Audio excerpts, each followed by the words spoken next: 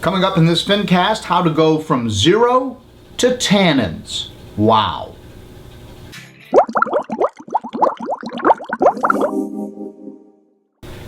Hi everybody, John here with another Fincast, and today I'm going to take you from a blank aquarium, an empty space, all the way to the newest thing in aquarium keeping on the freshwater side, which is tannins or botanical, and creating basically an underwater environment that looks just like the ones that Mike Tuscinardi saw when he was featured in my videos, part 1 and part 2, snorkeling with tetras. And he showed us what the Amazon River basin, actually the Rio Negros where he was, looks like underwater, and now we can actually recreate that in our homes.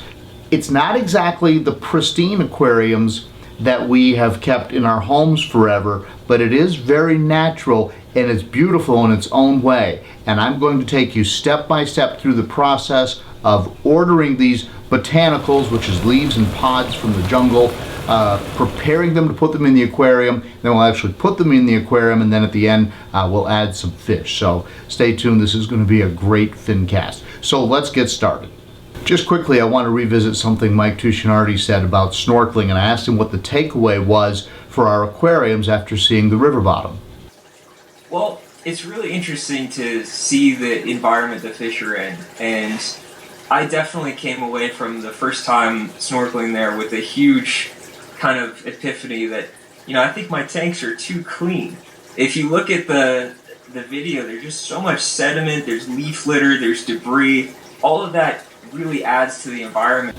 So the more I watched Mike's video and the more I researched on the internet, the more determined I became to set up one of these tannin aquariums or botanical aquariums. So I ordered driftwood and the Enigma pack is what it's called, from Tannin Aquatics, which is basically a mishmash of different leaves and pods, banana stems and that kind of stuff. And immediately I put the driftwood in buckets of water so it would start to absorb the water and become waterlogged so it wouldn't float. I probably needed to do this a lot longer, and we'll talk about that later. But anyway, I started with it. Then I waited until my wife was at work and I began boiling my botanicals. Alright, so here we go. We've got, I'm going to put the hard stuff in the water to boil first as opposed to the leaves. I feel like boiling the leaves for too long might destroy them. But this, some of the stuff that's just really hard and crunchy and thick, I'm going to go ahead and put that in there for half an hour. Let's see what happens.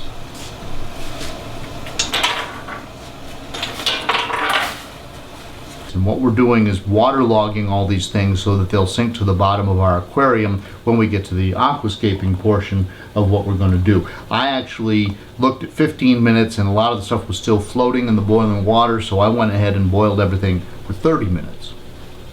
I will say that the leaves I did for a little bit less time because I was afraid that they would start to break down in the boiling water. So about 15 minutes on the leaves.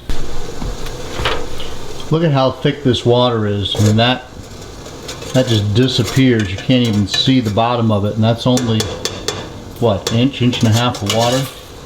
And you can see as you're boiling these things how brown the water became, and that's what your fish tank is eventually going to look like. Not quite that brown, but those are the tannins being released. It's actually tannic acid being released from all of these leaves and pods, and some people actually hold that black water, quote unquote, back to use in their other aquariums, but I wound up just dumping it down the drain. But I think it would make sense if you were trying to create that environment in your fish tank to use a little bit of this as an extract, if you will, and you could put it in your aquariums. But I figured that there was still plenty of tannins left in all the botanicals here. And actually I had watched a video by Ted Judy, Ted's Fish Room, and he said the same thing and found the same thing. So I wasn't worried about boiling all the tannins out of the water. So after I boiled everything, I put all the leaves and pods in Ziploc bags with water and set them aside. And by the way, I thought this was genius, but the sharp parts of all these different things, the pods and the leaves, punctured holes in the bags, and I wound up having to put the bags in buckets. But at any rate, I figured this would waterlog them further, and I set them aside overnight. Now the aquarium had been empty in my garage for most of the summer, and it needed a lot of cleaning, but I got it ready. I don't love the blue background. This is a tank that I had used long ago as a marine aquarium, and I think the blue background works well for that. But I didn't have any choice but to change it, so please don't ding me in the comments. I understand that it's blue and it's not natural, but it does at least hide all the cords and everything. So I got the aquarium ready, and for substrate, I used 45 pounds of sand. I got a 25-pound bag of Natural Geographic sand from PetSmart in the smallest grains that I could find. And then I found two 10-pound bags of the Carib Sea brand at Petco, which is a much finer sand, and I just mixed the two together. I think if I probably only had to have one over the other, I would go for the Carib Sea just because it was finer.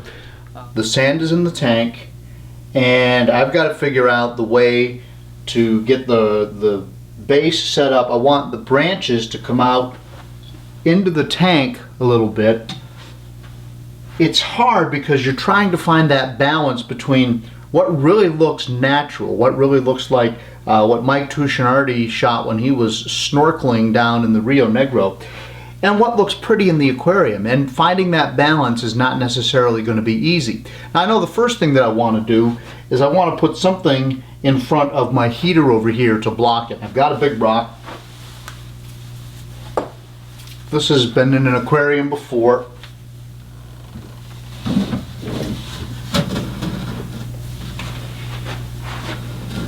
It takes up a lot of space, which I don't like, but it does block that heater pretty well, don't you think?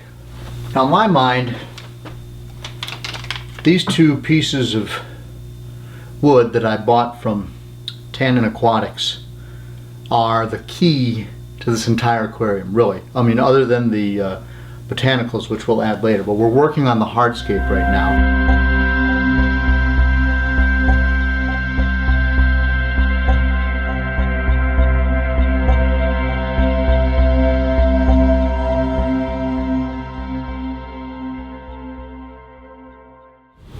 All right, I got to tell you that I really like where this is going right now. And this is where I'm kind of trying to strike that balance between what would the fish like better versus what would I like better.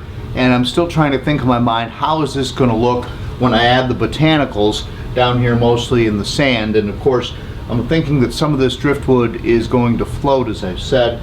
I'm going to have to use some rocks to hold some things in place. So here's what I'm thinking though. I've got the driftwood here and the driftwood here, and there's a nice offset. But would the fish like it better if I had more of a tangle of roots over here? And I've got a couple other pieces of driftwood that I can add over here. So let's take a look at that, and maybe in the comments, I don't know which way I'm going to go as I'm saying this, but in the comments, let me know what you think of what the options were and which ones maybe you would have liked better. Okay, but here we go. I'm going to try to do the tangle over here now.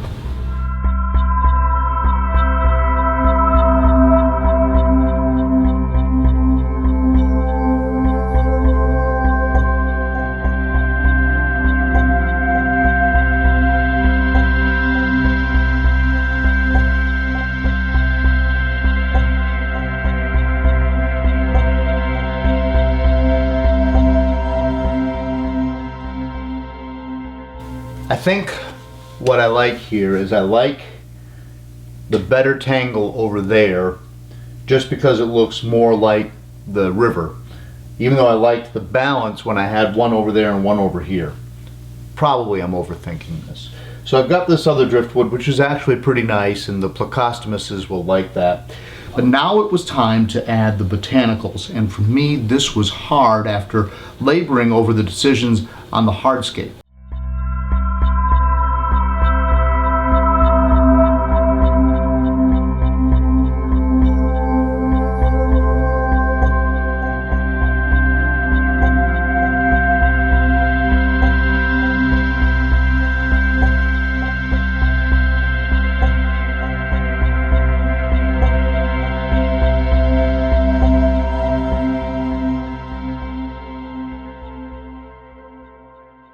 But this is probably the bag that I'm most interested in, because it's got the pods in it, these are the things that I kind of want to be focal points among the clutter, if you will. So let's see what I got here. Now that to me, is a really interesting piece. So I want that to be prominent, and I can't wait to see if I get some dwarf cichlids or whatnot, if they hang out in it. So I'm just going to kind of set that right there on some leaves, and then these little guys are really interesting with a hole right there, and I'm going to want to kind of point those facing forwards so if the fish go in and out I can see it. I wanted those to be in key places where I could watch that activity and photograph it and video for you guys. So everything else, I wanted it to look not contrived. I wanted it to look natural, but I still kind of wanted to find a place somewhere between clutter and balance, because I've worked so hard on the hardscape. I didn't want the bottom to just look cluttered, but I didn't want it to look contrived. I didn't want it to look like man-made, so I was searching for something in between. Okay, we're adding water, and now if all this stuff starts floating, yeah! Everything sank, by the way, which I was very happy about, and I slowly added all the stuff from the Enigma pack. For filtration, I coaxed an old hang-on back filter back into life, and also added 2 power heads, because flow in your aquarium in terms of gallons per hour is important. With all of these things in the bottom of the aquarium, you're going to have a lot of dead spots where bad water can accumulate, detritus can accumulate, and you don't want that, because it can release into the aquarium and become toxic for the fish. So the more flow you have, and from the more different directions you can get it, the better off it is. And plus, we're also simulating a river environment, so there's current in the river, and the fish are used to the current and they like to play in the current. So anyway, I added the power heads. I wanted to get the water circulating in this tank as best I could. So I set everything up and I waited overnight. The next morning I found that yes, the tannins had been released into the aquarium, and the water that had been clear was now stained, that tea color stain from the botanicals. And not only was it stained, but I was a little bit disappointed that it was cloudy. When you looked from the end of the aquarium through 4 feet of water, you couldn't see to the other side. I would say the visibility was maybe 2 feet. So I could see to the middle of the tank, but I couldn't see the end of the tank. But that's okay, because it's a 55-gallon tank and the front to back is not that deep, and so everything was still visible. And again, we're looking for that situation that Mike had seen underwater in the Rio Negro River. So, all right, that's what we've got. But I wanted to work on it a little bit. I wanted to see, I like the tea stain, but I wanted to see if I could get some of the cloudiness out of the water. The old hang-on back filter only had some floss in it. I didn't have any other media. So I went out and purchased a Fluval 306 at the big box store. It was about $160, $170, I think. And that has a lot of mechanical filtration and sponges that will catch the particles that are in the water. So I put that on the tank, and that also gave me some additional flow, which I liked. Unfortunately, after just a couple of days, and I'm not blaming the filter for this, it hasn't made a whole lot of difference. But okay, I can live with it, and we're going to watch this tank evolve. So that's the filtration that I have on the tank for now. So now you can see that I've got the 2 power heads plus the canister filter. The hang-on back filter is going to be turned off because it's just making a lot of noise and it's driving me crazy, but this should be plenty of filtration for this tank. By the way, I had dechlorinated the water using Seachem's Prime product, which is just an amazing product. And then I added beneficial bacteria to the aquarium with Seachem's Seed product. And this is almost like bacteria that they use in water treatment plants. It's basically bacteria that breaks down waste, and it'll cover everything, all the driftwood, everything in the filtration system, all those botanicals, and those bacteria will start eating away at the waste, and that's what really keeps you from having your aquarium do its normal cycle, and so you can put fish in right away and you don't have to worry about an ammonia spike. And a lot of people say they can't keep fish. It's because they don't use this beneficial bacteria, which has only been around for the last, I don't know, 8 or 9 years. But that makes a huge difference. Then I went to a local pet store here in Roanoke, Virginia, where I live. It's called Exotics and Aquatics, and they had an aquarium that was just sort of full of random tetras. It which is exactly what I wanted, because I wanted to see tetras swimming around like Mike saw in the Rio Negro River. So I bought a group of bloodfin tetras and some bleeding heart tetras. By the way, the bloodfins are not indigenous to this part of the Amazon. They're more of a Central American fish, just after a little bit of quick research. But the bleeding heart tetras are from the Amazon River Basin. So I thought, great, so now I've got some fish that I can watch in this aquarium. And sure enough, as soon as I put these tetras in the aquarium, they were very happy. They were swimming around through my dense roots and through my driftwood. They were eating immediately. I didn't try to feed them, right away, but I mean, like within half an hour, these fish were eating, and they clearly liked the feel of this tannin-stained water. And finally, I felt like I was looking at an aquarium that was certainly akin to the underwater video we saw from Mike in the Rio Negro. All right, so there's part one of my tannin tank. What do you think about it? Please leave me some thoughts in the comment section down below. I mean, is it too cluttered? Is it too contrived? Is it too stained? Is it too cloudy? Would you rather just see a nice crystal clear aquarium? And by the way, I'm looking at the one in my office here now, and it's crystal clear, and that's kind of the way I've always done it. But what do you think of this whole movement towards tannins? Now, eventually, I'll be adding some plants to this tank for sure. And I don't know that the fish necessarily need it, but I want to see some greenery in there. I've got a good enough light on there to grow the plants. So I'll be adding some plants. They're probably just for me, not for the fish, although there was some plant structure naturally in the river bottom that we've seen from the underwater video. And then, of course, fish-wise, I'll be adding some more tetras. And then I'll be looking for some dwarf cichlids, maybe some of the little checkerboard cichlids, certainly some Epistogramma species. And I'm actually hoping, I'm not working towards breeding, but I'm hoping that the fish like it so much that maybe that just occurs, and that'll be really neat to watch. The other thing is this tank's only been set up for about a week now as I'm speaking to you, so I want to see what happens as these leaves start to break down and that microfilm starts to accumulate on the leaves. And I want to see what happens when I put plecos in there. And I'm hoping that once the tank sort of establishes itself, that I can get some really neat, maybe some gold nugget plecos or something like that. Something that's a little bit more expensive, a little bit more rare, but also fun to watch. And what I've heard from people who keep these tannin tanks is that the fish feel so comfortable and it is so natural that they're out a lot more than they typically would be in these beautiful clean tanks, because they just feel comfortable. So maybe a nocturnal fish you see during the day when the light is on, when you can actually be there and observe it and enjoy it. So we're going to follow the progress of this tank. This is just the very beginning, and I'm not exactly sure what to expect as things start to break down. How much do you clean it, how much do you not clean it, and you can follow along and we'll see what happens. Hopefully by next week I'll at least have a couple of Epistogrammas in there, and we'll talk about those species and we'll see how they react with all those botanicals.